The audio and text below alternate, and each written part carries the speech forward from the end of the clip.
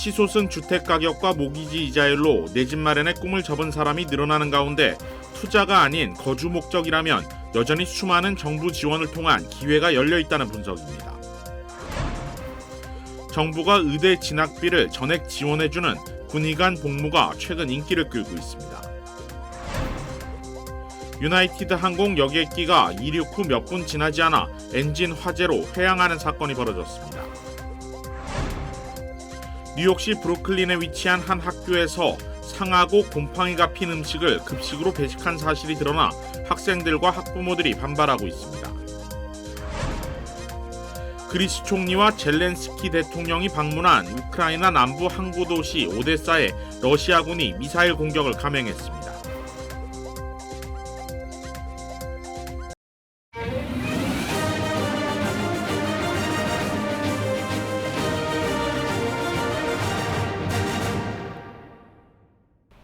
시청자 여러분 안녕하십니까? KBS 아메리카 뉴스입니다.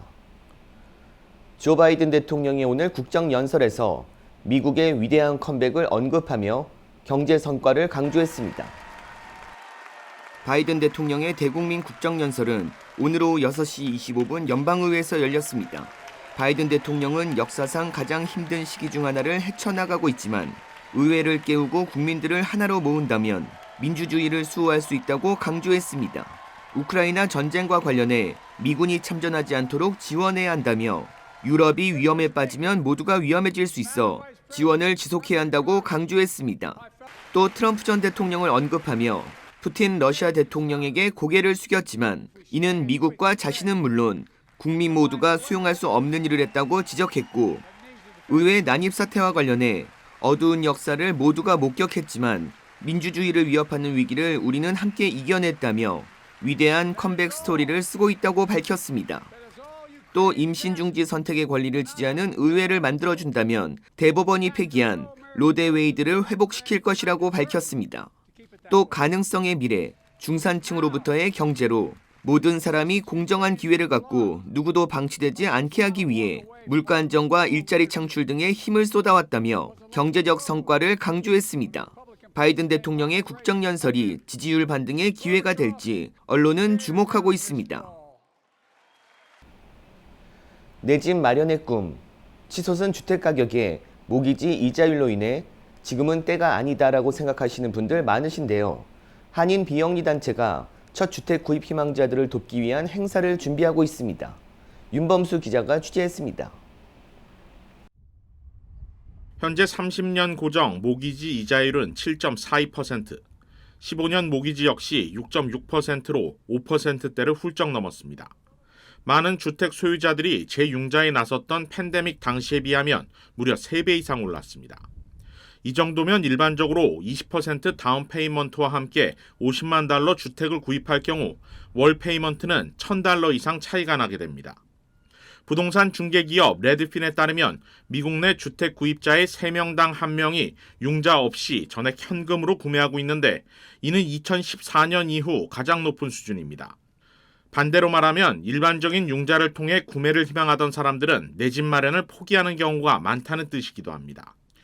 그러나 다른 시각에서 보면 주거 임대료 역시 가파르게 오른 상황입니다. 주거 비용은 소득의 3분의 1 이하가 적절하다는 법칙 역시 깨진 지 오래입니다. 하버드 대학 산하 주택정책공동연구센터에 따르면 소득 대비 임대료 부담은 2001년 집계 이래 가장 높은 수준이고 심지어 소득의 절반 이상을 월세로 내는 가구도 1,200만 가구로 역대 가장 많습니다. 그렇기 때문에 투자 목적이 아닌 내 집 마련이 목표라면 얘기가 달라집니다.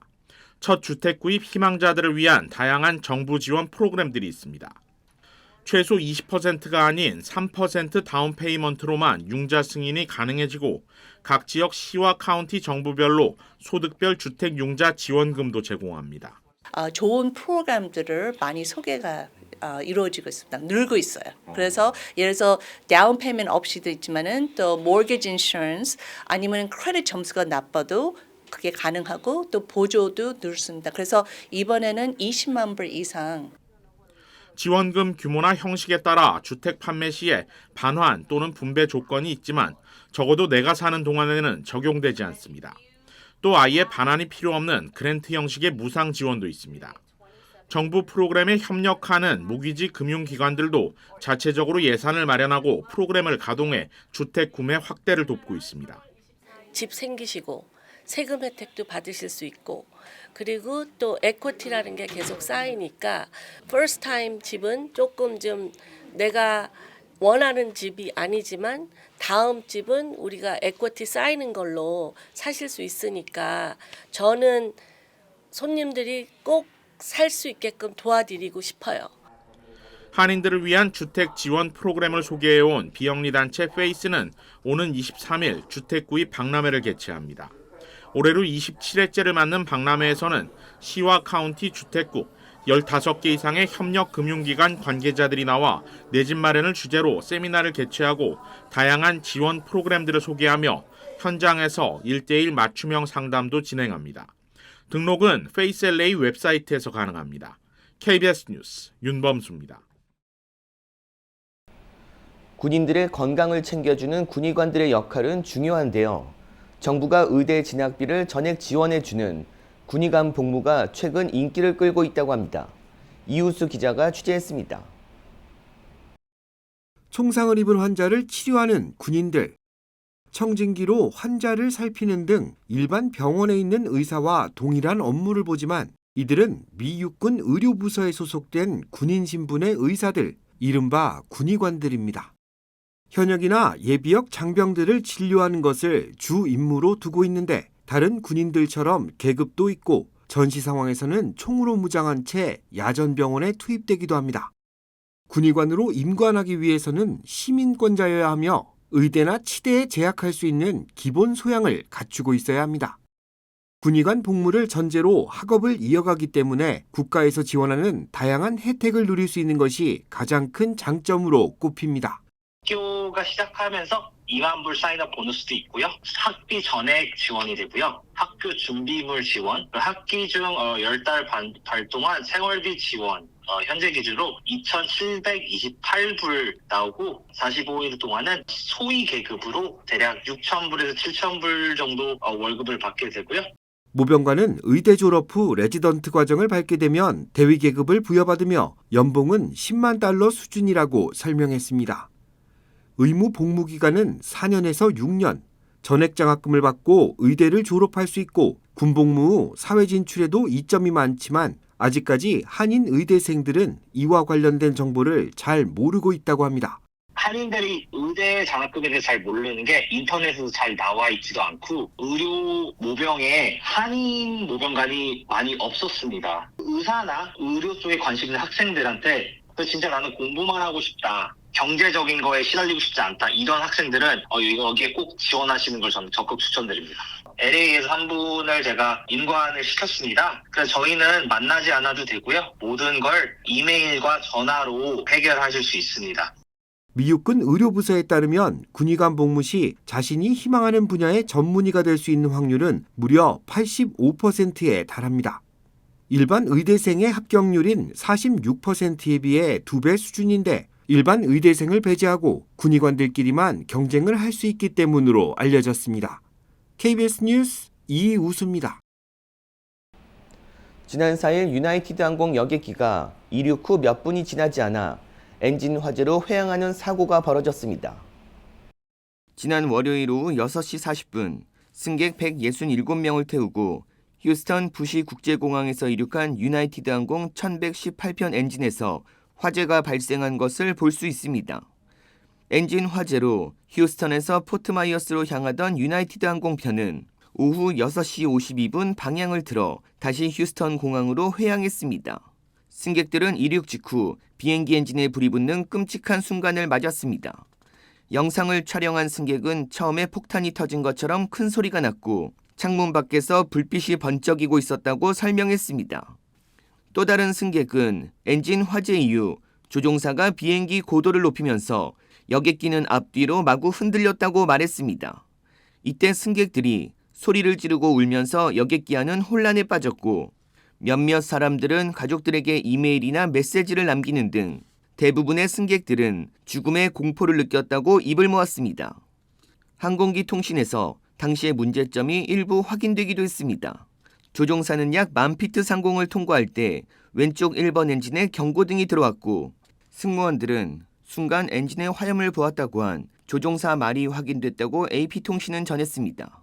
여객기는 이륙한 지 33분 만인 오후 7시 13분 다시 휴스턴 공항에 착륙했습니다.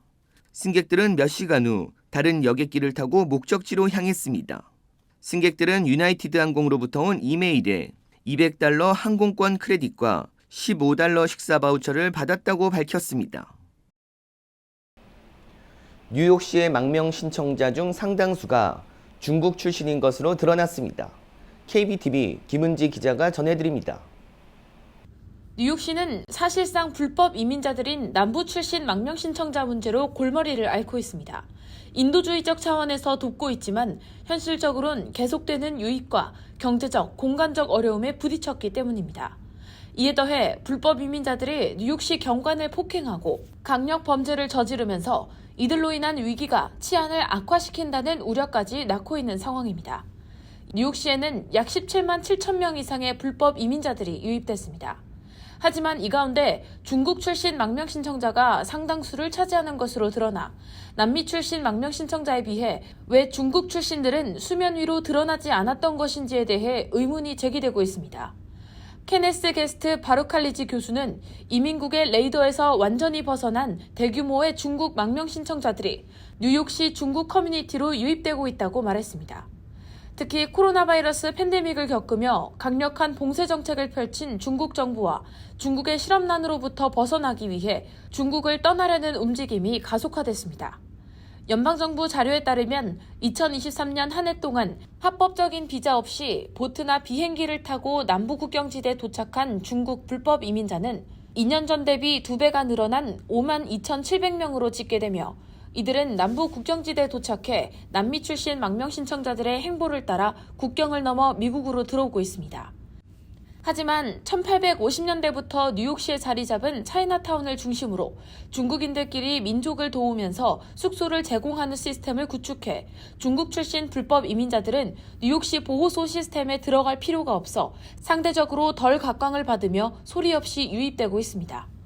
뉴욕시에 거주하고 있는 중국계 가정의 평균 가계소득은 7만 5,056달러로 집계되며 뉴욕시 노동력 부족 일자리를 중국 이민자들이 빠르게 채우고 있는 것으로 전해졌습니다. KBTV 뉴스 김은지입니다. 테라, 루나 폭락 사태의 핵심 인물인 권도영 씨가 한국으로 송환될 것으로 보입니다. 안다영 기자입니다. 몬테네그로 포드고리차 고등법원이 현지 시각 7일 권도형 테라 폼랩스 대표에 대해 한국 송환을 결정했다고 현지 언론이 보도했습니다. 위조 여권 사용 혐의로 몬테네그로 공항에서 검거된 지 1년 만입니다. 앞서 몬테네그로 항소법원은 현지 시각 5일 권 씨의 미국 송환 결정을 무효로 하고 사건을 원심인 포드고리차 고등법원으로 돌려보냈습니다. 한국 법무부가 미국보다 먼저 권 씨에 대한 범죄인 인도 요청서를 보낸 만큼 미국 송환을 결정한 고등법원의 판단에 문제가 있다고 본 겁니다. 앞서 권 씨 측도 한국의 범죄인 인도 요청이 빨랐던 점을 들어 항소를 제기했는데 이를 받아들인 셈입니다. 이에 원시민 고등법원은 재심리 끝에 보름 전쯤 내렸던 미국 송환 결정을 뒤집고 권 씨를 한국으로 보내기로 최종 결정 내렸습니다. 경제사범 최고 형량이 약 40년인 한국과 달리 미국은 100년 이상의 징역형도 가능해 권 씨 측도 미국보다 한국 송환을 원해왔습니다. 권 씨는 범죄인 인도를 위한 구금 기간 8개월은 이미 모두 채웠고 위조 여권으로 인한 복역 기간도 오는 22일쯤 끝납니다. 다만 범죄인 인도 절차와 관련해 몬테네그로 법무부 장관이 최종 승인 권한을 갖고 있어 권 씨가 실제로 한국으로 송환될지는 좀 더 지켜봐야 한다는 의견도 있습니다. 현재 몬테네그로 법무부 장관은 그동안 권 씨 송환국과 관련해 미국행에 무게를 둬왔던 인물입니다. 권 씨는 테라루나 폭락 사태의 핵심 인물로 전 세계 투자자에게 50조 원 이상의 피해를 입힌 것으로 추정됩니다. 파리에서 KBS 뉴스 안다영입니다. 뉴욕시 브루클린에 위치한 한 학교에서 상하고 곰팡이 핀 음식을 급식으로 배식한 것으로 드러나 학생과 학부모들이 반발하고 있습니다. KBTV 기련민 기자입니다. 브루클린 지역구에서 활동하는 이웬 추 뉴욕주 상원의원은 학부모와 학생들로부터 학교 카페테리아에서 제공된 음식에 곰팡이가 보인다는 불만을 제보받았다고 폭로하며 학부모들이 학교 급식에 대해 불만을 터뜨리고 있다고 밝혔습니다. 상에서 곰팡이가 핀 크림치즈와 쌀과 콩 한 접시를 학교 급식으로 받은 사진 등 지난달부터 현재까지 급식 관련 불만 접수가 넘쳐나는 상황입니다. 이어 학교 급식 시스템에 대한 대대적인 개혁 없이는 차세대들을 건강하고 영양가 있게 키워낼 수 없을 것이라고 비판했습니다. 선셋파크와 베이리치 그리고 다이커 하이츠를 아우르는 지역구를 중심으로 활동하는 추 의원은 곰팡이 핀 오렌지, 곰팡이 핀 크림치즈, 상한 음식들을 아이들에게 주어서는 안 된다며 학생들은 영양이 풍부한 양질의 음식을 먹을 권리가 있다고 말했습니다. 특히 최근 학교 급식에 단백질이 부족하다는 지적이 이어지고 있습니다. 학생들은 피자를 배급받을 때도 고기는 전혀 들어있지 않으며 치킨 너겟이 가끔 나오기는 하지만 매번 인스턴트 식품에 야채와 과일을 받는데 그마저도 신선하지 않은 상태라는 불만이 터지고 있습니다. 추 의원은 뉴욕시와 교육부를 상대로 급식 품질 문제 조사를 의뢰한 상태로 조리 및 저장 유통 과정에 대한 철저한 진상규명을 촉구하고 나섰습니다. 이에 대해 교육부 대변인은 성명을 통해 우리는 모든 급식 배식과 관련해 식품 안전 및 조리, 저장, 유통 과정에 대한 엄격한 프로토콜을 따르고 있다고 밝혔습니다. 이어 추 의원이 이 일을 제기한 문제의 학교에 직접 방문해 현장 실사를 마쳤다고 말했습니다. 학생들은 영양과 맛을 무시하고 값싼 음식들만 제공하는 학교 급식은 학생들이 좋아하든 싫어하든 상관하지 않는다며 음식 상태가 좋지 않아 학생들이 먹기를 꺼려해도 아무런 문제가 없다는 듯 운영되고 있으며 번거롭더라도 직접 점심을 싸가서 먹는 것이 낫다고 생각한다고 말했습니다. 이어 추 의원의 노력이 학교 급식 시스템 전반에 변화를 불러일으킬 수 있기를 희망한다고 말했습니다. KBTV 뉴스 길레민입니다. 그리스 총리가 젤란스키 대통령과 우크라이나 오데사를 방문했는데 러시아군이 미사일 공격을 감행했습니다. 조빈나 기자입니다. 흑해와 접한 우크라이나 남부 항구 도시 오데사. 이곳을 방문한 그리스 총리를 젤렌스키 우크라이나 대통령이 만났습니다. 이때 러시아군이 오데사에 미사일 공습을 가했습니다. 두 정상으로부터 불과 수백 미터 거리에서 폭발한 미사일도 있었습니다. Λίγο μετά καθώς μπαίναμε στα αυτοκίνητά μας ακούσαμε και μια μεγάλη έκρηξη και νομίζω ότι αυτό για εμάς είναι η καλύτερη, η ζωντανότερη υπενθύμηση ότι εδώ γίνεται πραγματικός πόλεμος. 우크라이나 최고 외교고문은 미국 CNN과의 인터뷰에서 양국 대표단의 차량 행렬에서 채 500m도 안 되는 거리에 미사일이 떨어졌다며 양국 대표단을 겨냥했다는 점을 배제할 수 없다고 주장했습니다. 다만 우크라이나군은 이번 공격이 오데사 항구 인프라를 노린 것이었다며 두 정상의 방문 첩보를 미리 입수하고 공격한 정황은 없다고 밝혔습니다. 러시아도 오데사 항구 경납고를 겨냥한 고정밀 미사일 공격이었다고 밝혔습니다. 그럼에도 북대서양 조약기구 나토 회원국인 그리스 총리 등이 피해를 입었다면 전쟁이 크게 번질 뻔했습니다. 한편 스웨덴은 현지 시각 7일 나토 가입 절차를 완료했습니다. 우크라이나 전쟁 이후인 2022년 5월 나토 가입 신청서를 낸 지 1년 10개월 만에 32번째 회원국이 된 겁니다. 중립국 핀란드에 이어 스웨덴까지 나토에 합류하면서 나토와 러시아 간 긴장도 한층 고조될 전망입니다. 베를린에서 KBS 뉴스 조빈나입니다. 5월 예비선거에서 주민 찬반 투표에 붙여진 LA시의 HLA 발의안이 찬성 62% 이상으로 과반을 넘기며 사실상 확정됐습니다. 이 발의안은 LA시가 지난 2015년 통과시킨 교통계획안 시행을 촉진하도록 하는 내용으로 오는 2035년까지 시 전역에서 버스와 자동차 전용 도로 등을 확대하고 친환경적 도로교통망을 구축하도록 하는 것을 골자로 하고 있습니다. 오는 2035년까지 LA시 전역에서 자전거 도로 300마일, 버스 전용 차선 117마일이 각각 확대되고 120마일의 전용 차선이 연장됩니다. 뉴욕과 뉴저지 일대 한인 노래방 업주들이 저작권과 관련해 원곡 엘로힘의 피해 보상 소송을 진행할 방침입니다. KBTV 전상희 기자입니다. 뉴욕 한인예능협회는 기자회견을 개최하고 원고인 엘로임 측의 부당 저작권료 수수 관행을 알리고 엘로임 측 부분 승소로 저작권료를 물게 된 뉴욕 뉴저지 일대 한인 노래방 업주들이 역으로 원고인 엘로힘의 피해 보상 소송을 진행할 계획임을 밝혔습니다. 협회 측에 따르면 지난 2019년 캘리포니아에 본사를 두고 있는 엘로힘의 유남현 동부 지부장은 뉴욕의 13개 노래방과 유흥업소를 대상으로 25개 곡에 대한 저작권 침해 소송을 제기했습니다. 엘로힘이 제기한 소장에는 총 25개 곡에 대해 각 업소별 저작권료로 곡당 15만 달러, 총 375만 불의 손해배상을 청구한다는 내용이 기재됐습니다.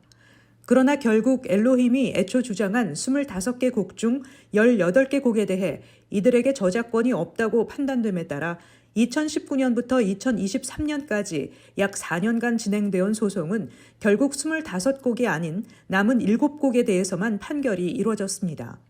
결국 연방법원 뉴욕 남부지법은 엘로힘의 일부 승소 판결을 내려 7곡에 대해서 각 곡당 청구한 금액을 15만 불이 아닌 3,500달러로 조정했습니다. 현재 엘로힘에게 25곡 저작권 침해 소송을 당한 13개 업체를 비롯해 뉴욕 한인 예능협회에 가입된 업체들은 노래방 기계에 25곡을 영구 삭제한 상태입니다.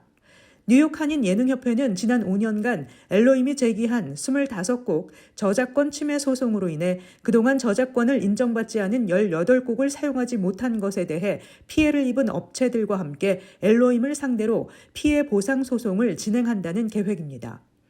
이번 소송을 담당할 로펌은 뉴욕과 뉴저지, 버지니아, 조지아 등 여러 한인 노래방과 유흥업소에서도 비슷한 피해를 입은 사례들이 있다고 전하며 이와 관련한 피해를 입은 업소는 뉴욕 한인 예능협회로 연락을 달라고 당부했습니다.